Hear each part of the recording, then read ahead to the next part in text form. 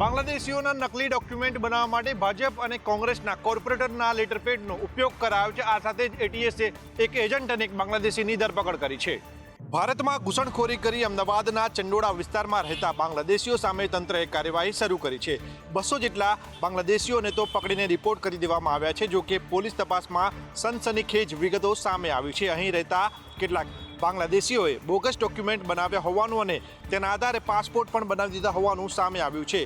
ગુજરાત એટીએસની ટીમે અમદાવાદમાંથી વધુ એક બાંગ્લાદેશી અને એક એજન્ટની ધરપકડ કરી છે, જેઓ ઘૂસણખોરોને બોગસ ડોક્યુમેન્ટ બનાવી આપતા હતા। ઝડપાયેલ આરોપીઓની દુકાનમાંથી કોર્પોરેશનના વિપક્ષના નેતા શહેજાદ ખાન પઠાણના લેટરપેડની 4 કોપી મળી આવી છે, જ્યારે કોર્પોરેટર ગીતા સોલંકી અને પૂર્વ કોર્પોરેટર કમરુદ્દીનના લેટરપેડનો દુરુપયોગ કરી નકલી ડોક્યુમેન્ટ બનાવ્યા હોવાનું તપાસમાં સામે આવ્યું છે।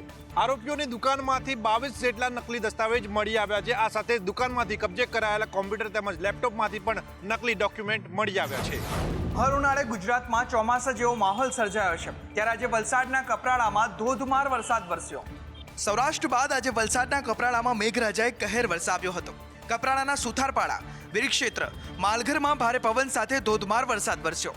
અનેક વિસ્તારોમાં ભારે પવનને કારણે વૃક્ષો પણ ધરાશાયી થયા, જ્યારે રસ્તા પર નદી વહેતી હોય તેવા દ્રશ્યો સર્જાયા। મહારાષ્ટ્ર રાજ્યના વાતાવરણમાં પલટો આવતા મહારાષ્ટ્રના બોર્ડર વિસ્તારમાં ધોધમાર વરસાદ વરસી રહ્યો છે। લોકોને ગરમીથી રાહત મળી છે, તો બીજી બાજુ આફતના વરસાદે ખેડૂતોને મોટા પાયે નુકસાન કર્યું છે। કેરી, બાજરી, જવાર સહિતના પાક ધોવાઈ જતા ખેડૂતોને રાતા પાણી રોવાનો વારો આવ્યો છે। હજુ પણ માવઠાનું સંકટ ટળ્યું નથી। સાયક્લોનિક સર્ક્યુલેશન સક્રિય થતા આગામી 2 દિવસ પણ વરસાદની આગાહી વ્યક્ત કરવામાં આવી છે।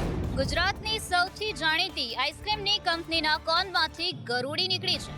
અમદાવાદ મ્યુનિસિપલ કોર્પોરેશને તપાસ શરૂ કરી છે। ગુજરાતભરમાં જાણીતી અને જેની આઈસ્ક્રીમ ખાવા માટે લોકો પડાપડી કરતા હોય છે તેવી હેવમોર કંપનીના કોનમાંથી ગરોળી નીકળી છે।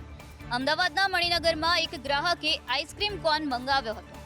મણિનગરમાં આવેલા આઉટલેટમાંથી આ કોન મંગાવવામાં આવ્યો હતો, પરંતુ જ્યારે કોન ખાવાનું શરૂ કર્યું તો ગ્રાહકના હોશ ઉડી ગયા હતા। ગ્રાહક મહિલાને ઉલટીઓ થતાં તેને સારવાર માટે હોસ્પિટલ ખસેડવામાં આવી છે। આ ઘટનાનો વિડીયો વાયરલ થયા બાદ અમદાવાદ પાલિકાનું ફૂડ વિભાગ હરકતમાં આવ્યું। જે આઉટલેટમાંથી કોન ખરીદવામાં આવ્યો હતો તેને સીલ કરવામાં આવ્યું છે। આ સાથે જે કંપનીના આઈસ્ક્રીમ કોનમાંથી ગરોળી નીકળી તેનું નામ હેવમોર છે। એએમસીએ નરોડા સ્થિત કંપનીની ફેક્ટરીમાં તપાસ શરૂ કરી છે। અમદાવાદ જેવા શહેરમાં નાની કે લોકલ ફૂડ બ્રાન્ડ્સ તો ઠીક, પરંતુ અનેક મોટા ફૂડ જાયન્ટ્સ બ્રાન્ડ્સના ખાદ્ય પદાર્થમાંથી જીવાતો નીકળવાના કિસ્સાઓ બને છે। ત્યારે ગ્રાહકો ભરોસો કરે તો કોના